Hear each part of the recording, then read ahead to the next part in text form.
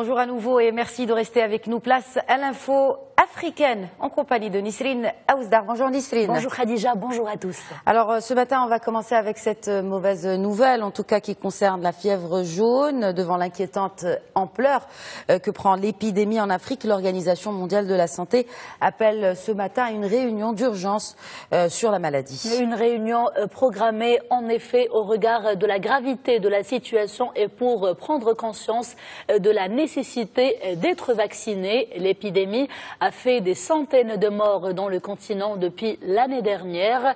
Les pays les plus touchés demeurent l'Angola, l'Ouganda et la République démocratique du Congo, des pays où chaque semaine pratiquement une dizaine de cas sont recensés. Rappelons que pour l'heure, il n'existe aucun traitement spécifique de la fièvre jaune, mais seulement des médicaments aidant à réduire les douleurs des patients.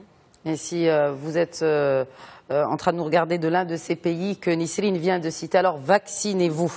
Dans un tout autre registre maintenant, le Sénégal, lui, poursuit son chemin vers le développement économique et les dernières statistiques du baromètre de l'activité de l'Afrique appuient cette position. Alors le Sénégal occupe le 11e rang des États africains où il fait bon investir grâce à sa résilience dans un contexte de crise et de grande pression macroéconomique et grâce également aux progrès considérables réalisés dans plusieurs domaines. Le Sénégal a pu donc réaliser ces progrès et a bénéficié de ce classement, une position non négligeable. On parle de 11e rang dans le classement du baromètre de l'activité économique en Afrique. Alors le Mali aspire lui à renouer justement avec la croissance économique et à drainer des investissements étrangers. C'est dans cette optique que l'aéroport international de Kayes a été ouvert hier. Cela faisait 4 ans que cet aéroport, qu'aucun vol commercial ne desservait dans cet aéroport, est situé dans l'ouest du pays, une région dominée par le secteur agricole où l'activité import-export battait son plein avant que l'aéroport en question ne soit fermé pour des raisons sécuritaires. Cela avait infligé de lourdes conséquences économiques au Mali. Aujourd'hui, le pays peut donc relancer ses échanges commerciaux avec ses partenaires, surtout qu'il a investi de gros moyens pour la construction de cet aéroport. Khadija. Certainement.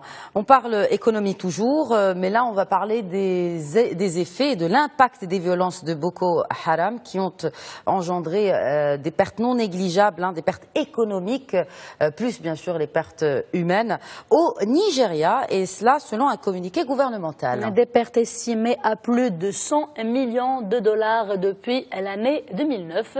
Cela concerne 3 États, notamment celui de Borno qui demeure le principal bastion du groupe extrémiste Boko Haram. Le communiqué de la primature nigériane nous apprend également que plus de 1000 centres médicaux et établissements scolaires ont été détruits suite aux attaques de Boko Haram.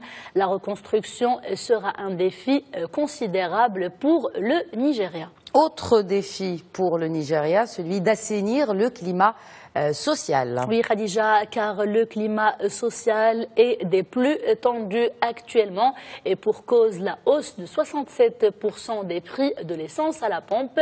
Nous avions parlé hier des raisons de cette hausse et de cette grève générale illimitée à laquelle les syndicats appellent pour faire entendre leur voix et protester donc contre cette hausse.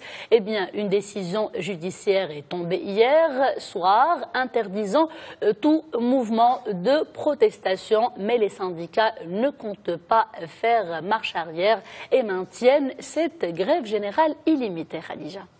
Et c'est ainsi que ce journal s'achève ce JT Afrique. je vous remercie et je vous dis à demain, Nisrine.